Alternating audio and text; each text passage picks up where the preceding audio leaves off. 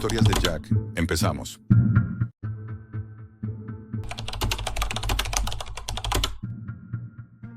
Mi padre dejó de golpearme el día que desapareció, pero no porque se arrepintiera. Fue porque alguien lo encontró antes que la policía. Siempre he odiado los jueves por la noche. No sé por qué. Supongo que fue porque coincidía con su jornada más larga en la obra, con más horas para beber, más frustración acumulada y más motivos para desahogarse conmigo. Mi madre murió cuando yo tenía 9 años, un accidente de coche. Desde entonces mi padre se convirtió en un desconocido. Al principio era solo gritos, luego llegaron los golpes, cada vez más frecuentes, más calculados. Se aseguraba de no dejar marcas visibles. A los demás les decía que yo era un chaval difícil, rebelde, problemático. A mí me decía otra cosa. No vales una mierda, Jack, como tu madre, que se largó y me dejó contigo. Yo no contestaba, porque si lo hacía, me rompía algo. No estoy contando esto por lástima. Lo cuento porque fue el origen de todo, lo que me empujó a hacer lo que hice, lo que me llevó a esa parte podrida de Internet de la que nadie vuelve igual. Lo descubrí una noche en que no podía dormir. Tenía 17 años y el miedo se me metía en los huesos. Mientras él roncaba en la habitación de al lado, yo buscaba escapatorias. Me topé con un vídeo en un foro que hablaba de la Deep Web, gente que accedía a servicios ilegales, mercados oscuros, cosas que te hacen sudar frío solo de imaginar. Seguí investigando. No sé cuántas páginas abrí, cuántos foros visité. Me obsesioné. Empecé a usar Tor, a conectarme con una VPN que descargué de forma gratuita. Me sentía como un espía, pero en el fondo, lo único que quería era encontrar algo. Algo que me diera el poder de dejar de tener miedo. Y entonces, apareció. En uno de esos foros enterrados, oculto bajo hilos cerrados, encontré una imagen distorsionada. Al pasar el ratón por encima, se convirtió en un enlace. El título decía, ¿te han hecho daño? Devuélveselo. Mi corazón latía como un tambor. Clic. La página era negra, sin diseño. Solo una frase escrita en letras rojas. Describe el problema. Nosotros ofrecemos soluciones. Casi lo cerré. Pensé que era un chiste, una trampa o algún experimento social de esos raros. Pero mis dedos escribieron antes de que mi cabeza decidiera. Mi padre me maltrata desde hace años. Quiero que sufra. Quiero que desaparezca. Le di a enviar. La pantalla se puso en blanco. Silencio. Me quedé mirando el monitor unos segundos. Me reí para mí mismo. Vaya decepción. Cerré el portátil, me tumbé y traté de dormir. Y entonces empezó todo. Esa misma noche, algo cambió. Lo supe desde que escuché el sonido de su coche aparcar. Normalmente, al llegar, pegaba un portazo, murmuraba insultos, subía directo y me llamaba a gritos. Pero esta vez fue distinto. Subió las escaleras con pasos lentos. Abrió la puerta de mi habitación sin golpearla. Me miró con unos ojos que ya no eran los de siempre. Estaba pálido. Tenía la mirada perdida, como si hubiese visto algo que lo había roto por dentro. No gritó. No me pegó. Solo dijo, ¿qué hiciste? Y se encerró en su cuarto. Cerró con llave. Apagó la luz. Esa fue la primera noche en la que no dormí por miedo a que no me hiciera daño, sino a lo que le estaba pasando a él. Durante los días siguientes empecé a notar cosas, pequeños cambios. Mi padre dejó de salir de casa, pidió vacaciones en el trabajo, instaló un cerrojo nuevo en su puerta, tapó las ventanas con mantas, se pasaba el día mirando por la mirilla, hablaba solo, decía frases que no tenían sentido. Una tarde bajé por agua y lo encontré sentado en la cocina, mirando su móvil como si contuviera la sentencia de su muerte. Cuando me vio, escondió el teléfono. Le temblaban las manos. Yo no decía nada, solo observaba. Y fue entonces cuando recibí el primer correo. Remitente, sin nombre, nulo.net. Asunto, se ha aceptado tu caso. Dentro del mensaje una única frase. Fase 1 completada. El miedo ya se ha instalado. ¿Deseas continuar? Y 2 botones, sí o no. Me quedé helado. Cerré el correo. Lo abrí otra vez. No era spam. No era un virus. Era real. Volví a pensar en todo lo que me había hecho. En todas las veces que recé para que alguien como él desapareciera del mundo. Mis dedos se movieron solos. Pulsé sí. Y fue en ese momento cuando me convertí en otra cosa. Esa noche soñé con gritos. No los míos, los suyos. Después de pulsar sí, el correo desapareció, pero en mi mente todo se volvió oscuro. No sabía qué esperar, pero algo dentro de mí ya había cambiado. Ya no era solo el chico que sufría. Ahora sentía que tenía una herramienta para devolver el daño. El correo siguiente llegó unas noches después. Asunto: instrucciones fase 2.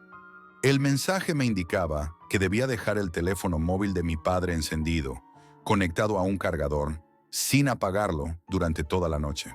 Decía que ellos harían el resto. Al principio dudé. ¿Quiénes eran ellos? ¿Qué podían hacer? Pero el miedo y la rabia ganaron. Lo hice.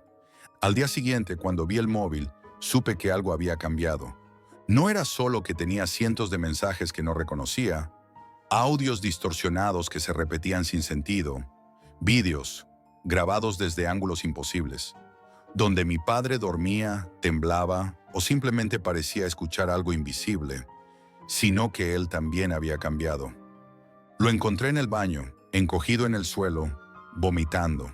Sus ojos reflejaban un terror puro, antiguo, como si estuviera enfrentándose a un enemigo imposible de ver. «Jack», murmuró con voz quebrada, «¿sabes lo que me está pasando?» No respondí. No podía. Sentí algo oscuro crecer dentro de mí, una mezcla de satisfacción y miedo.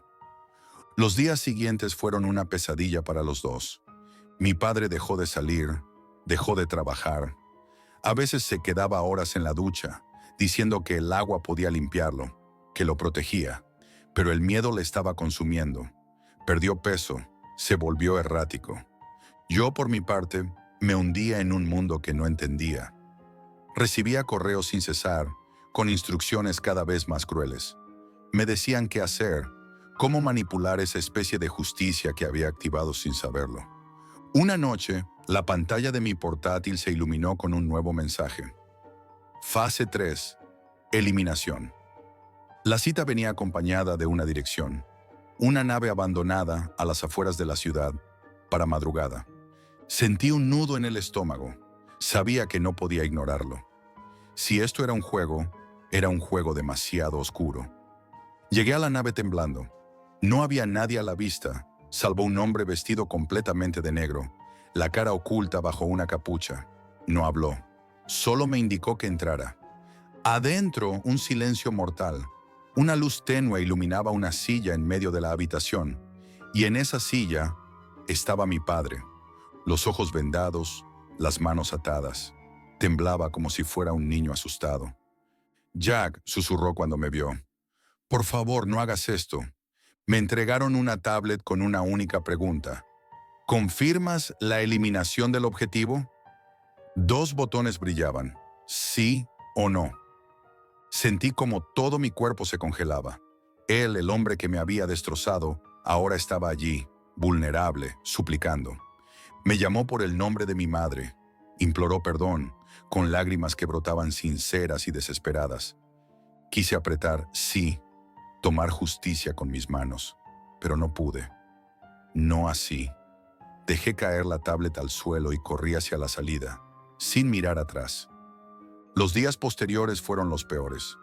No dormía, no podía comer. Pensaba que la pesadilla había terminado, pero no era así. Y entonces llegó el último correo. El miedo ha sido suficiente, objetivo desactivado, caso cerrado. Mi padre desapareció sin dejar rastro. Busqué por todas partes. Pregunté a vecinos, amigos, conocidos. Nadie sabía dónde estaba. Lo último que oí fue que se había marchado a algún lugar remoto para recuperarse, pero nunca volví a verlo. Han pasado 3 años desde entonces. A veces me pregunto si todo fue real, si la Deep Web no fue más que una trampa para una mente desesperada. Pero entonces abro el único archivo que me queda de aquella época. Un texto simple, sin formato. En él está escrito: gracias por confiar en nosotros. Tu dolor ha sido entendido, tu rabia ejecutada.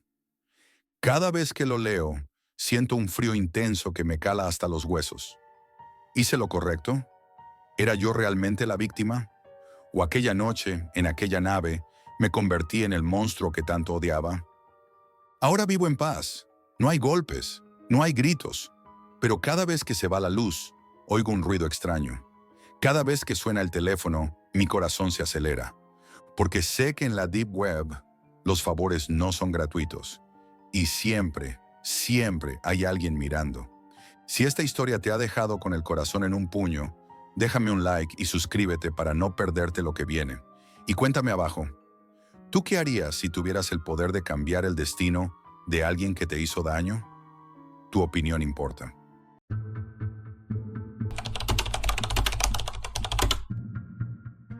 Si alguna vez decides buscar justicia por tu cuenta en la Deep Web, ten cuidado, porque ahí no hay reglas y menos humanidad. Esta es la historia de cómo la venganza me llevó a perderlo todo y descubrir que, en ese mundo invisible, la justicia es solo un espejismo. Todo empezó en el instituto, en un aula que parecía una jaula donde se encerraban sueños y pesadillas por igual. El señor Ramos, mi profesor de historia, era un hombre alto y delgado, con una expresión dura y ojos que nunca sonreían. Su voz, siempre baja y cortante, se clavaba en mí como un aguijón. Pero no era solo su forma de mirar, era la manera en que se dirigía a mí, como si yo fuera una molestia constante, un error que debía corregirse sin piedad. No voy a mentir, yo era un alumno corriente, un poco solitario, con una pasión secreta por la música y los libros. Y sí, también un poco rebelde. No hacía nada para merecer su desprecio, al menos nada que yo recordara. Pero con Ramos, nada era suficiente. Recuerdo la primera vez que sentí que algo había cambiado. Era un lunes gris, húmedo, con la lluvia golpeando las ventanas del aula. Él me llamó al frente para leer un fragmento de un libro. Empecé nervioso, con la voz temblorosa, y en cuanto dije la primera palabra, me interrumpió, señalando cada error, cada vacilación, con una crueldad que me heló la sangre. ¿De verdad esperas que esta sea tu contribución a la clase?, dijo, con esa sonrisa amarga que dejaba claro que disfrutaba humillarme. La clase se rió y yo me hundí en mi asiento como si quisiera desaparecer bajo la mesa. Pero aquello no fue un accidente. Pronto las humillaciones se convirtieron en rutina. Me castigaba sin motivo, me ignoraba cuando pedía ayuda y cuando le hablaba, me contestaba con sarcasmo o preguntas que sabía que no podía responder. Los insultos no eran directos, no. Ramos era experto en el veneno sutil. Comentarios sobre mi falta de futuro, insinuaciones sobre mi familia, miradas que me atravesaban el alma. Mi vida empezó a girar en torno a ese infierno. No era solo la escuela, era la ansiedad de enfrentar cada mañana esa mirada. La culpa que sentía por no ser capaz de defenderme, por no tener amigos que me apoyaran. Me costaba dormir, me aislaba de mis compañeros y la rabia crecía en mí como un tumor silencioso. Intenté hablar con mis padres. Les conté lo que pasaba, pero ellos lo minimizaban. Seguro que exageras. Los profesores son estrictos, pero es por tu bien. Nadie podía entender la verdad de lo que vivía. Un día, después de semanas de silencio, la tensión estalló en clase. Ramos me acusó de copiar en un examen. No había copiado, lo juro, pero no le importó. Me miró con desprecio y dijo frente a todos: «No sabes nada y encima eres un mentiroso». La rabia me consumió. Le respondí, levanté la voz. Él me contestó con otra amenaza, esta vez más clara: «Si no aprendes a obedecer, esto solo va a empeorar para ti». Aquella amenaza fue la chispa que encendió el incendio dentro de mí. No podía enfrentarlo en el instituto. Sabía que cualquier denuncia era una batalla perdida. La administración siempre daba la razón a él. El adulto, el respetado, el hombre con años de experiencia y sin mancha en su expediente. Yo, solo un alumno con rabia y sin pruebas, estaba atrapado. Pero algo dentro de mí se negó a rendirse. Un amigo del barrio me habló una noche de la Deep Web. Me dijo que ahí podías encontrar cualquier cosa. Secretos, datos, personas dispuestas a hacer trabajos sucios, lejos de las cámaras y de la ley. Al principio pensé que era una locura, que meterse ahí solo traería problemas. Pero la desesperación te hace saltar sin red. Así que empecé a investigar. Pasé noches enteras leyendo guías, aprendiendo a proteger mi identidad, descargando navegadores y herramientas para moverme sin ser detectado.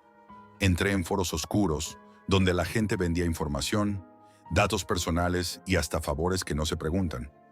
Con cada paso me hundía más en ese mundo sin reglas. Al principio fue solo para buscar información sobre el señor Ramos, pero pronto descubrí que no era solo un profesor cruel. Era alguien con secretos que guardaba con cuidado. Encontré fotos que nunca debían ser públicas, conversaciones privadas con personas sospechosas, documentos que lo vinculaban a negocios turbios fuera del instituto. No sabía qué hacer con toda esa información, pero sabía que era mi oportunidad para vengarme. Empecé enviándole mensajes anónimos. Le mostraba que yo sabía más de lo que él podía imaginar. Al principio no respondía, pero poco a poco su comportamiento cambió. Se volvió nervioso, desconfiado. Empecé a sentir que me vigilaba, que esperaba mi próximo movimiento. Una noche, sin previo aviso, recibí un mensaje en mi buzón anónimo. Deja de jugar o te arrepentirás. No sabía si era él o alguien de su entorno, pero supe que había entrado en algo mucho más grande y peligroso de lo que había imaginado. Mi venganza había abierto una puerta que quizás debería haber dejado cerrada. No podía echarme atrás. Tenía que seguir adelante, aunque la amenaza fuera real y las consecuencias cada vez más graves. La primera reacción fue buscar ayuda en otros rincones de la Deep Web. Aprendí a moverme con más cuidado, a usar VPNs y proxies para ocultar mi rastro, pero sabía que eso no bastaba. Contacté con alguien que en esos foros se hacía llamar el Arácnido, un hacker experto en infiltrarse en sistemas y conseguir cualquier información o acceso que quisieras. Si quieres que Ramos caiga, necesito pruebas sólidas y tú tienes lo que quiero, me dijo en un chat cifrado. Acepté sin pensarlo 2 veces. Por semanas intercambiamos información y poco a poco el Arácnido consiguió acceder a correos electrónicos, mensajes privados, cuentas bancarias y hasta conversaciones grabadas que incriminaban a Ramos en negocios oscuros. No solo humillaba a alumnos, sino que estaba involucrado en tráfico de influencias, sobornos y chantajes para mantener su posición y esconder sus negocios ilegales. Las noches sin dormir aumentaron. La paranoia me devoraba. Cada vez que recibía una notificación, esperaba una amenaza. Cada sombra en la calle se convertía en un enemigo potencial. Y entonces sucedió lo inevitable. Un día, mientras intentaba acceder a un nuevo servidor con información clave, mi ordenador comenzó a fallar. Mensajes extraños aparecían en pantalla, carpetas desaparecían, archivos importantes se corrompían. Alguien estaba contraatacando. Mi identidad comenzó a ser expuesta poco a poco.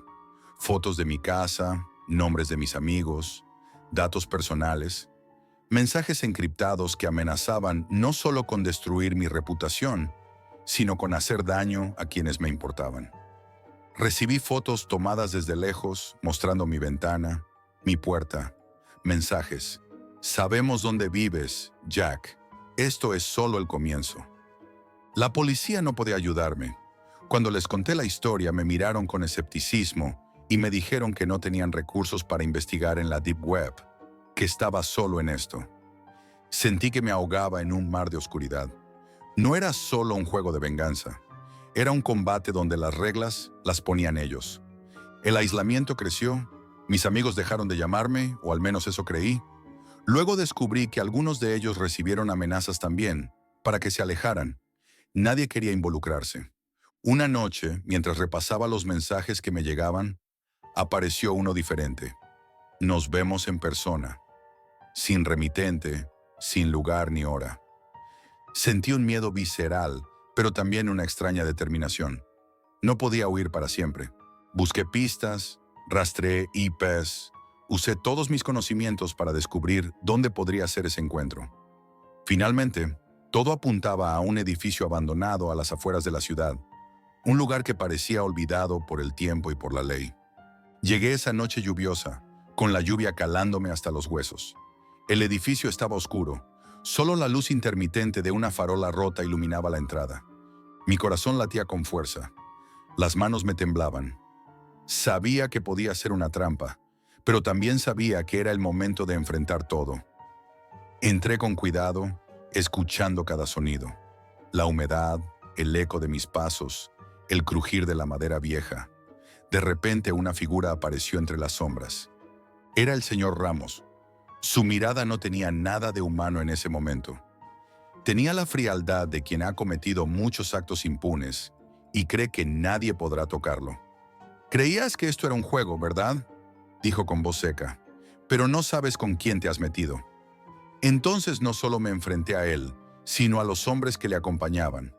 Otros que operaban en las sombras, que usaban la influencia para manipular vidas y controlar destinos. Lo que descubrí esa noche fue mucho peor que las amenazas y el acoso. Era un entramado de corrupción, de mentiras y de miedo que se extendía mucho más allá del instituto. Mi venganza se convirtió en una lucha por sobrevivir. Logré salir de allí, pero con la certeza de que ya nada volvería a ser igual. Ahora cada vez que pienso en la Deep Web, no veo solo un lugar oscuro donde la justicia parece posible, sino un abismo sin fondo donde la venganza puede devorarte a ti mismo. Si alguna vez decides buscar justicia en ese mundo invisible, recuerda mi historia. Recuerda que hay monstruos que no llevan máscaras y que la oscuridad puede devorarte, aunque seas tú quien la invoque.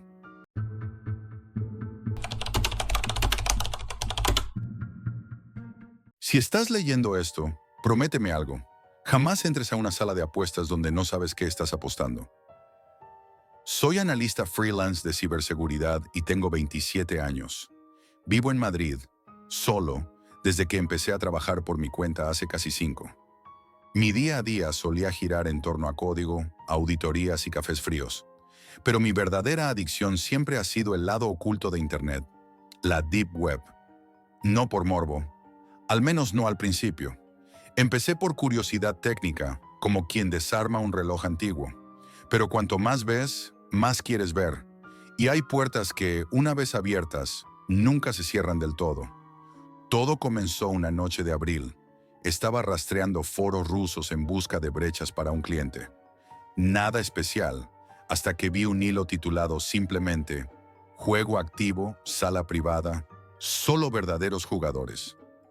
El usuario que lo publicó usaba el alias Croupier Sombra. Tenía buena reputación en esos foros oscuros. Había oído de él en otros contextos. Estafas, filtraciones, cosas turbias. El mensaje incluía un enlace.onion y 2 líneas que se me quedaron grabadas. 2 BTC de entrada. No preguntes, no hables. Observa, apuesta.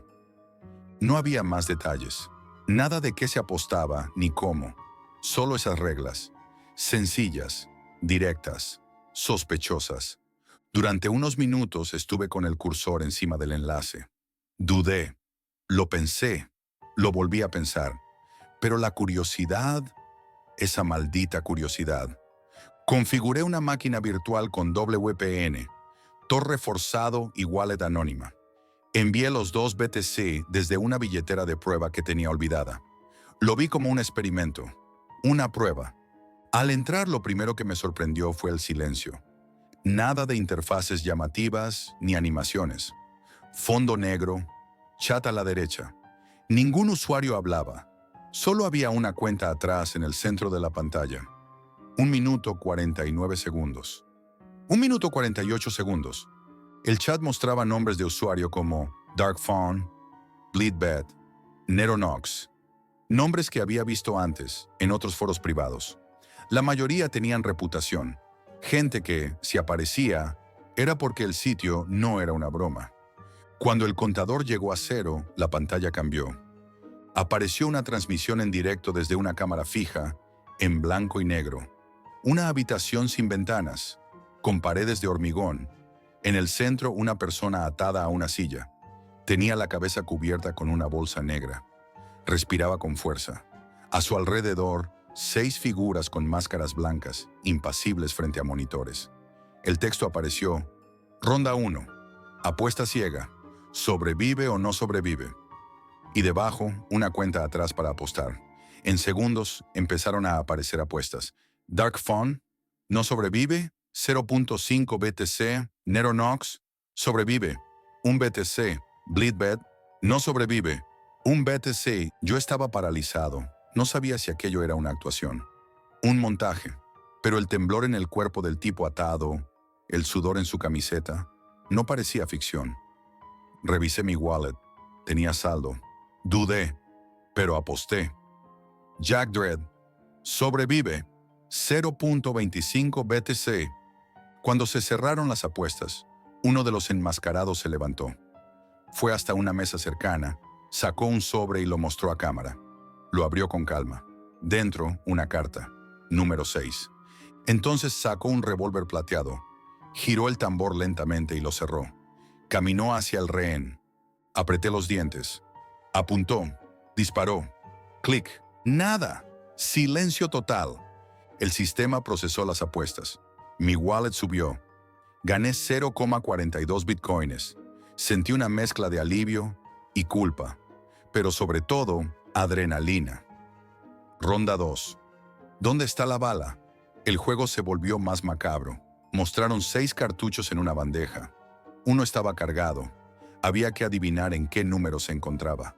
Apuestas múltiples. Solo uno ganaba. Participé. Fallé. Pero no pude apartar la vista. El castigo fue brutal. El rehén recibió una descarga eléctrica que lo hizo convulsionar.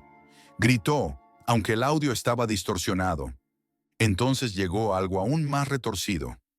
Ronda 3. ¿Es capaz de soportarlo? Un temporizador. Una cuchilla colgando lentamente descendía hacia una de sus piernas. Las apuestas giraban en torno, así gritaría antes de 30 segundos. Todo medido, frío, mecánico. Volví a ganar, y eso me atrapó aún más.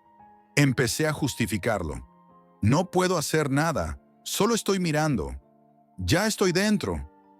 Era una mezcla tóxica de miedo, morbo y poder. Y ellos lo sabían. Tras una pausa larga, apareció un nuevo mensaje. Jugador destacado, Jack Dredd, enhorabuena. Te has ganado la confianza de la casa. Mi respiración se detuvo un segundo. ¿Qué significaba eso? La cámara se apagó, pantalla en negro. Apareció otra cuenta atrás, esta vez más larga, 001000. Y un mensaje. El verdadero juego comienza ahora.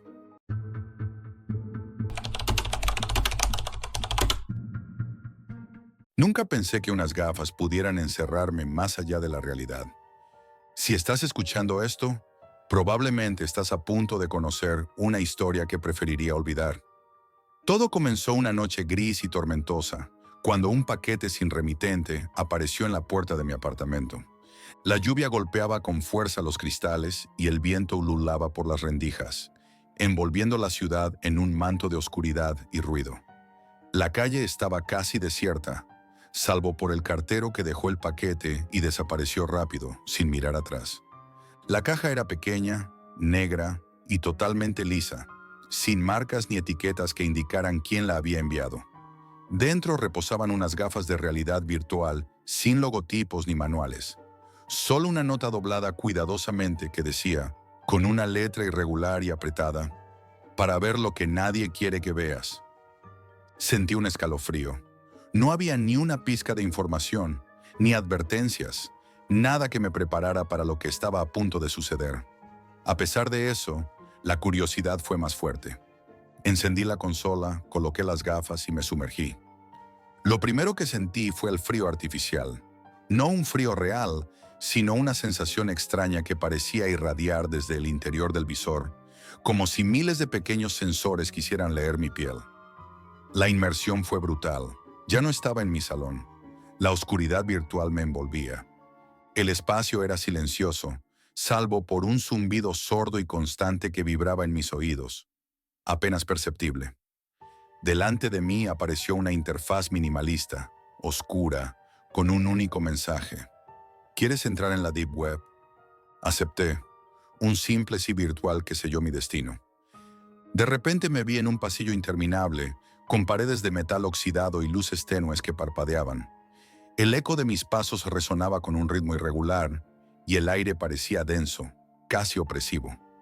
Seguí adelante y entré en una sala donde se proyectaban, en múltiples pantallas, imágenes de cámaras ocultas.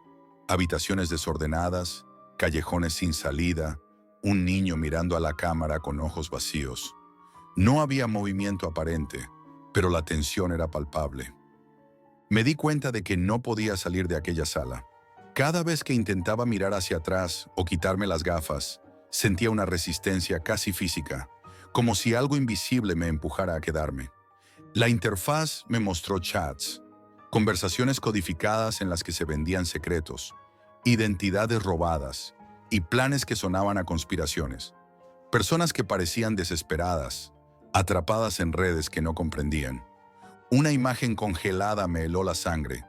Era mi propia cara reflejada en una pantalla, pero distorsionada, con ojos negros y una sonrisa torcida que no reconocía. Parpadeé, intenté moverme, pero no podía apartar la vista. Sentí un cosquilleo en el cuello, como si alguien estuviera detrás de mí en la oscuridad real. Me giré rápido. No había nadie, solo el reflejo opaco de la ventana mojada por la lluvia. Intenté quitarme las gafas, pero estaban firmemente adheridas. Noté un calor extraño en las sienes, como si el dispositivo estuviera intentando meterse dentro de mi cabeza. La voz apareció. No era humana, sino una mezcla de distorsiones digitales. Un susurro que decía, «No saldrás hasta que termines lo que comenzaste». Intenté responder, pero no salió sonido de mi boca. Mi cuerpo estaba paralizado. El tiempo empezó a perder sentido. Días y noches se mezclaban en una continuidad enfermiza dentro de esa realidad virtual. La habitación donde estaba físicamente se volvió un recuerdo lejano. Las imágenes y sonidos comenzaron a invadir mi mente con mayor intensidad. Sentí que algo me observaba más allá de las pantallas, algo que no quería que escapara. En un momento, me encontré atrapado en un bucle de vídeos que mostraban momentos íntimos de personas que jamás había visto. Sus rostros mostraban miedo, desesperación y, en algunos casos, locura. El sonido se distorsionaba y comencé a oír voces en varios idiomas, a veces fragmentos de gritos ahogados que me arrancaban un escalofrío. Entonces, sin aviso, la interfaz cambió. Aparecieron líneas de código, demasiadas para comprender, que recorrían la pantalla como si me estuvieran analizando, fragmentando, buscando una vulnerabilidad. Una de las secuencias mostró un túnel oscuro, al final del cual algo brillaba con una luz blanca cegadora. Sentí que debía llegar hasta allí, que esa luz era la salida. Pero cada paso hacia ese túnel era más pesado. La atmósfera se volvía más densa, y una presencia intangible parecía susurrar que no debía seguir adelante. Intenté gritar, pedir ayuda, pero mi voz estaba atrapada dentro del visor. Sentí cómo la desesperación crecía, mezclándose con la extraña fascinación que me mantenía pegado a aquel mundo. Fue entonces cuando la interfaz mostró otra vez ese mensaje, pero esta vez más claro, más amenazante. Aquí no hay vuelta atrás. Después de lo que parecieron días dentro de aquella pesadilla digital, el tiempo perdió por completo su significado. Mi cuerpo estaba inmóvil en casa, como un muñeco sin vida, mientras mi mente vagaba atrapada en un mundo virtual sin escapatoria. Los rostros que antes solo aparecían de vez en cuando comenzaron a hacerse más insistentes. No eran humanos, al menos no del todo. Eran figuras pixeladas, deformes, ojos vacíos que parecían atravesarme con su mirada muerta.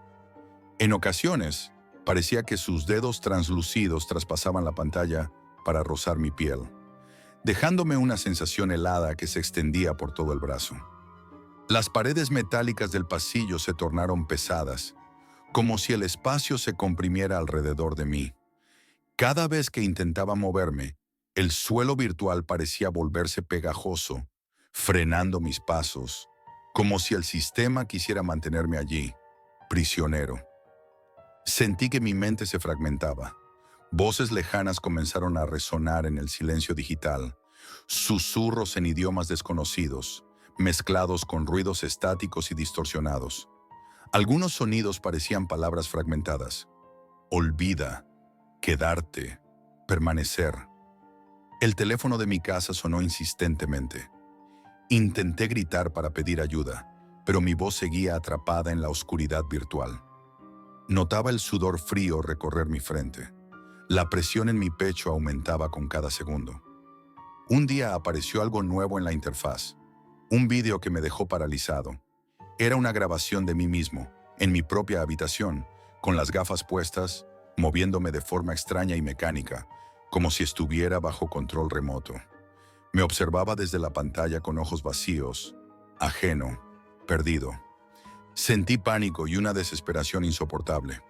Busqué frenéticamente una salida. El laberinto virtual se transformó en un enjambre infinito de puertas y pasillos que se ramificaban hacia todos lados, cada una llevando a historias incompletas, secretos ocultos o mensajes crípticos que me pedían algo intangible: tiempo, atención o incluso mi propia esencia.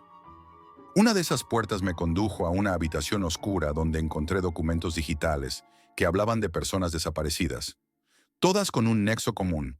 Habían probado esa misma tecnología y nunca se les volvió a ver. El miedo crecía. Empecé a sentir un dolor punzante en la cabeza, como si las gafas enviaran impulsos eléctricos que trataban de controlar mi cerebro. La fatiga me consumía, pero no podía detenerme. Si me rendía, sabía que me perdería para siempre. Cada intento de forzar la retirada de las gafas aumentaba ese dolor, como una amenaza física y mental. Un dolor que atravesaba mi cráneo y se clavaba en mi médula. En medio de esa desesperación, una nueva voz apareció, diferente de la anterior. Una voz femenina, suave pero firme, que decía: si sales ahora, tu cuerpo será solo un contenedor vacío, tu mente un eco perdido en el olvido. La idea me aterraba más que cualquier otra cosa. Sin embargo, necesitaba encontrar sentido, una misión, un final. Recordé la frase inicial: no saldrás hasta que termines lo que comenzaste. ¿Pero qué era eso? ¿Qué debía completar? Entonces fragmentos de información comenzaron a ordenarse en mi mente. Secretos ocultos en la Deep Web que no solo eran datos, sino trampas digitales, prisiones para mentes curiosas. Entendí que las gafas no eran solo un dispositivo, sino una llave y una cárcel a la vez, diseñada para atrapar a quienes cruzaban la línea. Intenté dejar un mensaje en la memoria interna del dispositivo, una señal, una advertencia para quien pudiera encontrarlo, pero no podía enviarlo fuera. Era como si el sistema controlara todo, hasta el último bit de información. A medida que escribía ese mensaje mental, sentí una punzada de esperanza mezclada con desesperación. Ahora, mientras hablo, las llevo puestas. Sé que alguien, en algún lugar, podrá oírme. No cometas mi error. Si alguna vez recibes unas gafas sin remitente, no las uses, porque entrar en ese mundo significa dejar atrás todo lo que eres. Y en ese abismo digital no hay vuelta atrás.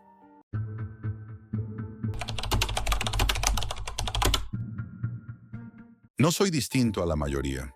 Un hombre común con una vida rutinaria, siempre buscando algo más allá de lo que el mundo visible ofrece. Eso fue lo que me llevó a la Deep Web, esa vasta y oscura parte de Internet, donde los secretos más oscuros se esconden en las sombras, esperando a ser descubiertos por los curiosos o los tontos. Mi historia comenzó una tarde lluviosa, cuando decidí que quería experimentar algo más allá de lo que la superficie de la web podía ofrecerme. Mi fascinación por lo macabro y lo misterioso me llevó a toparme con los foros donde se hablaba de las cajas misteriosas. No era la primera vez que escuchaba sobre ellas, pero algo en esa tarde, en ese momento exacto, me hizo ceder a la tentación. ¿Qué podría salir mal, verdad? Al principio, todo era solo una curiosidad. Las reglas eran claras. Compras una caja, pagas con criptomonedas y luego la espera. Nadie sabe qué hay dentro. Puede ser cualquier cosa, algo inocente, algo perturbador o incluso algo criminal. Las historias que leí sobre otras aperturas eran en su mayoría relatos oscuros e inquietantes, Pero había algo en mi interior que me impulsaba a seguir. Quizás era la adrenalina de lo prohibido, quizás la fascinación por lo macabro. Comencé a investigar sitios en la Deep Web. Algunos eran más conocidos, otros más sombríos y ocultos. Después de unas semanas encontré una subasta que me llamó la atención. La caja tenía una historia detrás. Se rumoreaba que su contenido había dejado a más de un comprador afectado. Esa fue la que me obsesionó. La caja tenía un precio alto y la competencia por ella era feroz. Algo en mi interior me dijo que debía hacerla mía. No sabía por qué, pero estaba decidido. Pujé por ella con una mezcla de emoción y miedo. Finalmente, tras una última oferta desesperada, la obtuve. Es mía, pensé mientras confirmaba mi compra. La dirección de envío era una precaución. Siempre utilizaba un apartado de correos para evitar que algo extraño llegara directamente a mi casa. Sabía que era una medida pequeña, pero algo me decía que mejor prevenir que lamentar. 3 semanas pasaron antes de que la caja llegara a mi apartado. 3 largas semanas en las que mi mente comenzó a llenarse de dudas. ¿Realmente estaba preparado para esto? No podía dejar de pensar en lo que podría estar dentro, pero también había algo dentro de mí que deseaba abrirla, algo que no podía detener. Finalmente, el día llegó. La caja estaba allí, sobre la mesa, esperándome. Era pequeña, no muy pesada. El cartón era de calidad barata y la cinta de embalaje estaba ligeramente rasgada por uno de los lados. Un mal presentimiento recorrió mi cuerpo, pero lo ignoré. Lo que estaba por hacer no era para cobardes. Al fin y al cabo, eso era lo que había estado esperando, ¿no? La cámara estaba lista, el espacio preparado.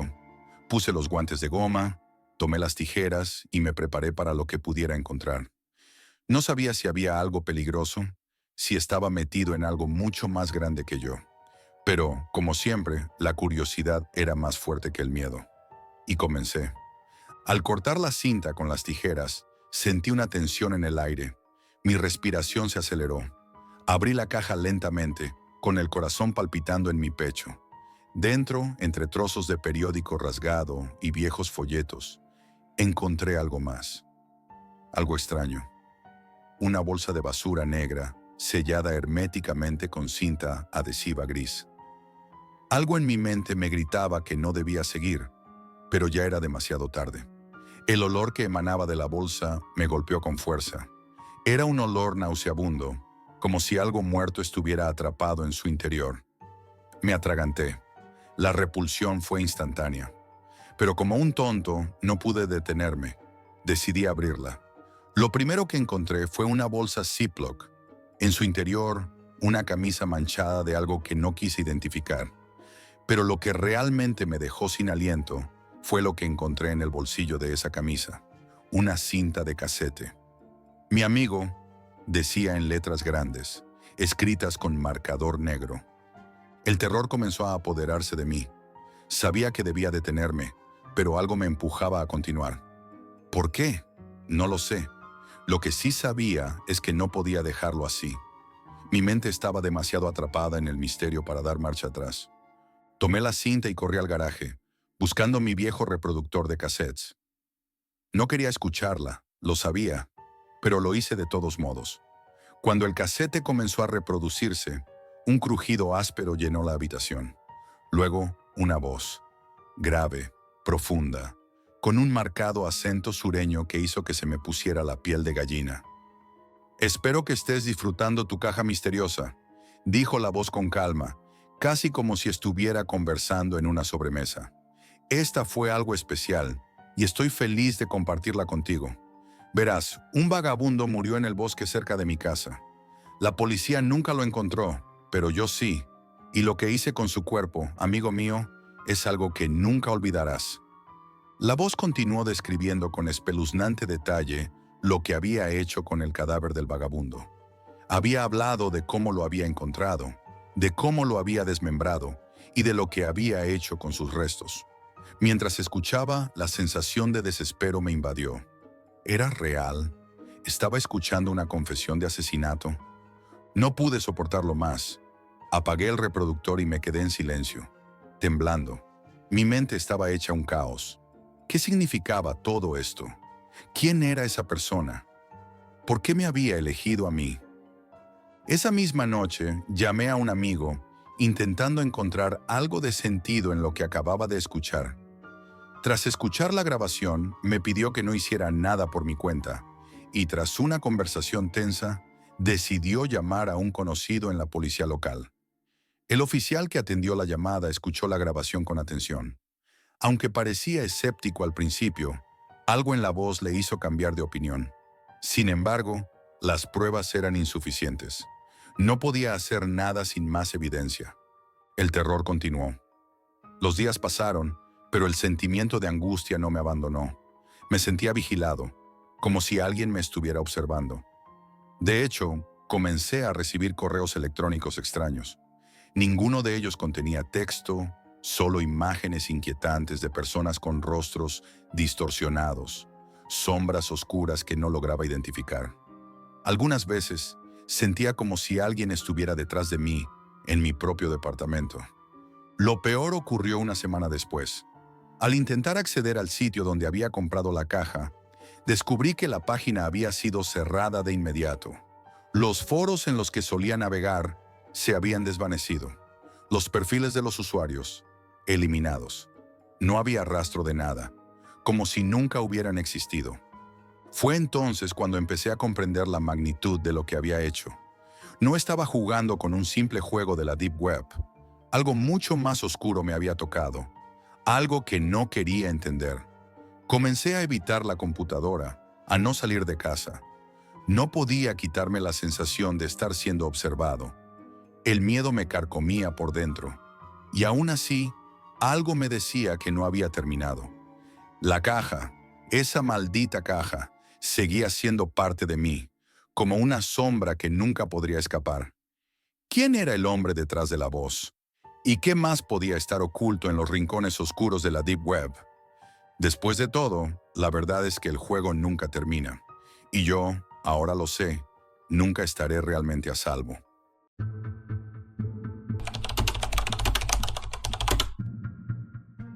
Hay cosas en la Deep Web que no deberías buscar, y yo las busqué todas. Me llamo Jack y durante años he trabajado como investigador digital. Esta historia que vas a escuchar no es un cuento inventado para entretener. Es la verdad, o al menos lo que descubrí yo, sumergiéndome en los rincones más oscuros y prohibidos de la Deep Web, esos sitios que ni los hackers más expertos recomiendan explorar. Lugares ocultos, vetados por razones que solo entenderás cuando te adentres demasiado. Y yo me adentré. Más allá de lo permitido. Más allá de lo seguro. Todo comenzó una noche cualquiera, cuando la curiosidad me venció.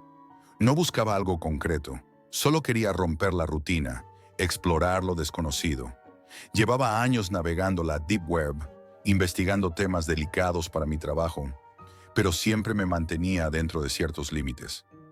Aquella noche, sin embargo, sentí una inquietud diferente, una mezcla de aburrimiento y ganas de sentir miedo real. En uno de los foros más oscuros y difíciles de encontrar, alguien mencionó por primera vez la lista prohibida. No era una lista cualquiera, sino un archivo codificado, una especie de catálogo de las páginas más peligrosas, más perturbadoras y vetadas que circulaban en la Deep Web. No estaban hechas para el entretenimiento ni para la curiosidad normal. Eran sitios a los que pocos tenían acceso, y menos aún la valentía de visitar. La advertencia era clara y repetida en todos los mensajes relacionados con esa lista. No la abras, no la leas, no la descargues, no quieres saber lo que hay dentro. Pero como pasa siempre, esas palabras no hicieron más que picar mi interés. Después de días buscando pistas y redes de contacto, logré recibir un archivo cifrado a través de un canal privado. La descarga fue lenta, pesada. Sabía que dentro estaba la lista prohibida. Cuando abrí ese archivo, encontré una serie de enlaces y descripciones simples. No había imágenes ni anuncios, ni ningún tipo de señal visual que anticipara lo que encontraría. El primer enlace me llevó a un foro llamado El Espejo Roto. Allí, usuarios colgaban vídeos grabados en casas abandonadas, edificios vacíos y habitaciones en ruinas. No había ruidos sobrenaturales, ni figuras fantasmales ni nada por el estilo. Solo habitaciones oscuras, muebles rotos, polvo acumulado por años y cámaras ocultas en puntos estratégicos que captaban sombras moviéndose demasiado rápido para ser simples fallos de cámara. El aire estaba denso, casi tangible. La sensación que transmitían esos vídeos era de que alguien te estaba observando sin emitir sonido. Pero lo que más me perturbó fue la sección de mensajes privados del foro. Allí, los usuarios hablaban de recibir mensajes inquietantes, a menudo amenazantes, mensajes con detalles personales, con fechas y lugares que solo alguien espiándolos podría conocer. Algunos usuarios desaparecieron poco después de esas conversaciones. Intenté contactar con ellos, pero la mayoría se había esfumado o se negaban a responder. Dejando atrás el espejo roto, avancé hacia el siguiente enlace de la lista, un mercado negro llamado Tesoros Olvidados. A simple vista parecía un sitio donde se vendían objetos usados, pero al profundizar me encontré con que allí se vendían objetos personales de personas desaparecidas. Ropa manchada, joyas con inscripciones, fotografías arrugadas. Las descripciones eran escalofriantes, llenas de fechas y lugares que coincidían con casos de desapariciones sin resolver. Nadie parecía cuestionar la veracidad de esos objetos, pero la mayoría de los usuarios discutía sobre el precio, como si se tratara de mercancía corriente. La sensación de malestar fue creciendo. No era miedo a fantasmas ni a monstruos invisibles, sino a la realidad más cruda y cruel que puede esconderse tras una pantalla. El horror real de lo que los humanos son capaces de hacer y ocultar. El siguiente sitio, Voces del Silencio, era una colección de audios con grabaciones de llamadas de emergencia.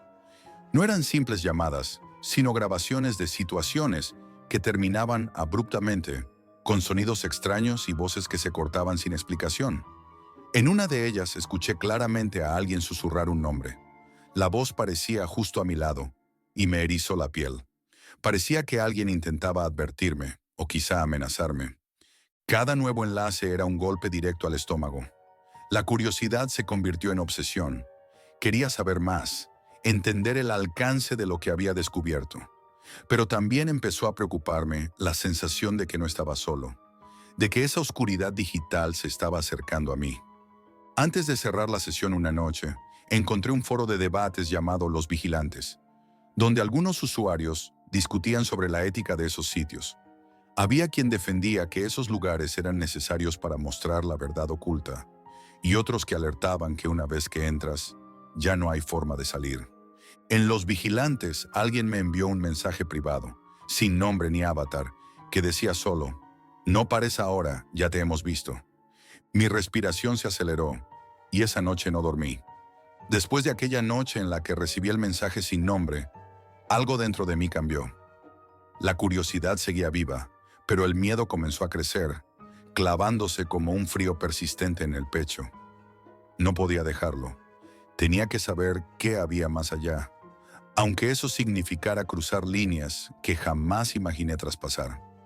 El siguiente enlace en la lista prohibida me llevó a un sitio llamado Voces del Silencio, una colección perturbadora de grabaciones de llamadas de emergencia. No eran simples audios, sino fragmentos que terminaban abruptamente con interferencias y ruidos extraños. Pasos que se alejaban, susurros que parecían pronunciar palabras indescifrables, gritos ahogados y, en más de una ocasión, el silencio absoluto después de un suspiro profundo. En uno de esos audios, una voz susurró un nombre que parecía familiar, aunque no pude identificar de quién se trataba. Esa llamada me persiguió durante días, repitiéndose en mi cabeza, como un eco que nunca se apagaba. Era como si alguien, detrás de ese muro digital, intentara comunicarse conmigo, o advertirme que parara antes de que fuera demasiado tarde. A medida que seguía abriendo enlaces, el contenido se volvía más crudo y perturbador. Llegué a un sitio llamado Los Archivistas, un foro donde se almacenaban y discutían vídeos caseros que mostraban los últimos momentos de personas desaparecidas. No había efectos ni trucos, solo imágenes reales, captadas con cámaras de seguridad o móviles, que mostraban miedo verdadero, desesperación y silencio forzado. Cada vídeo terminaba abruptamente, como si alguien apagara la cámara o fuera arrancada violentamente. Pero había algo más. En casi todos, en un rincón de la imagen, aparecía una sombra apenas perceptible. Una figura borrosa que parecía vigilar, oculta tras una puerta o un mueble. La idea de que alguien estuviera grabando esos momentos sin ser descubierto me hizo sentir que estaba mirando el abismo más profundo de la crueldad humana. Una noche, mientras exploraba los archivistas, noté que la velocidad de mi conexión bajaba inexplicablemente y que mi ordenador se calentaba más de lo habitual. Intenté cerrar todo, pero de repente apareció en pantalla un mensaje en letras rojas. No mereces saber más. Intenté ignorarlo, reinicié el sistema, pero cuando volvió a encenderse, encontré un archivo nuevo en mi escritorio que no recordaba haber descargado. Lo abrí con miedo y encontré un vídeo grabado desde la perspectiva de alguien caminando por un pasillo oscuro y estrecho. Se escuchaban susurros lejanos, pasos que resonaban con eco y el sonido metálico de una puerta cerrándose de golpe. El vídeo terminó con un silencio absoluto, y esa noche no pude dormir pensando que, de alguna manera, esa sombra digital me estaba siguiendo, vigilando cada movimiento. El último enlace en la lista era el más difícil de acceder: el archivo del olvido. Requería pasar por varias capas de seguridad, cada una más compleja que la anterior, hasta que finalmente, después de horas de trabajo, conseguí entrar. Lo que encontré fue un archivo inmenso de vídeos, audios y documentos que mostraban desapariciones recientes y sin resolver. Las imágenes eran desgarradoras: personas solas, en situaciones cotidianas, y luego el momento en que algo invisible las atrapaba. No había efectos especiales ni trucos de cámara, solo miedo puro, desesperación y el silencio del olvido. Entre los vídeos más inquietantes había uno que mostraba a una mujer en un parque, mirando alrededor con evidente nerviosismo. De repente la cámara se cae y se escucha un grito ahogado. El vídeo termina sin mostrar más, pero el terror quedó grabado en mi mente. Después de aquella experiencia, mi ordenador empezó a comportarse de manera errática. Ventanas emergentes aparecían sin control, con mensajes amenazantes como "Te estamos viendo" o "No hay escape". Mi cursor se movía solo y en más de una ocasión sentí que alguien estaba detrás de mí, sin nadie en la habitación. Sabía que había cruzado una línea peligrosa. La Deep Web me había marcado. Esa oscuridad digital no era solo un lugar, era una presencia que ahora formaba parte de mi realidad. Decidí abandonar todo. Apagué el ordenador, eliminé mis cuentas y cambié mis contraseñas. Me mudé de ciudad. Pero la pesadilla no terminó. Los mensajes siguieron llegando a mi correo, en chats que nunca visité, como si la lista prohibida fuera una maldición digital imposible de romper. Hoy te cuento esto para advertirte. Hay rincones en la red que no deberías explorar, secretos que están prohibidos por una razón real y aterradora. No hay fantasmas ni monstruos, solo la más cruda y perturbadora realidad que puede esconderse tras una pantalla. Si alguna vez te encuentras con esa lista, no la abras, no mires dentro, porque cuando miras al abismo digital, el abismo no solo te mira, sino que empieza a buscarte.